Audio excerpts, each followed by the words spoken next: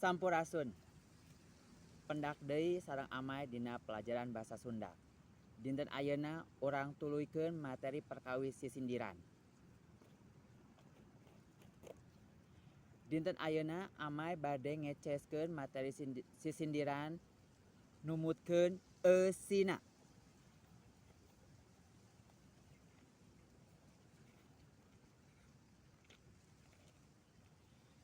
Sisindiran numutkeun eusina aya 3 bagian. Hiji, silih asih nyaeta rasa karunya jeung nyaah ka papada jalma. Contona, kamananya nyiar kulit hayang seubeuh sesewiran.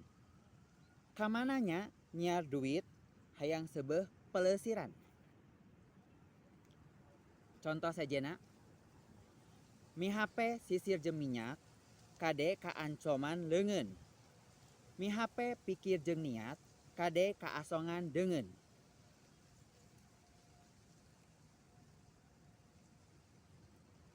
Sisindiran ditilik dina wangun eusi anu kadua nyaeta piwuruk atanapi lemesna papatah. Contohna, lamun urang kacikole moal hese tumpak kahar. Lamun urang boga gawe moal hese barang dahar. Contoh sajena, sing getol nginum jajamu nu guna nguatkeun urat. Sing getol neangan elmu nu guna dunya akhirat. Sisindiran anu katilu ditilik dina wangun eusina nyaeta sesebred atawa sindir atawa silih sindir anu matak ngagugahkeun hate anu ngadenge sangkan timbul hate welas asihna.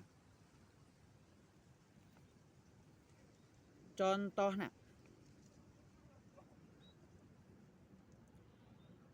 majar maneh cengkeh koneng kulit peuteuy dina nyiru. Majar maneh lengkeh koneng kulit beuteung meuni nambru. Contoh sajena, rarasaan melak cau teu nyaho melak jahe. Rarasaan matak lucu teu nyaho matak rehe.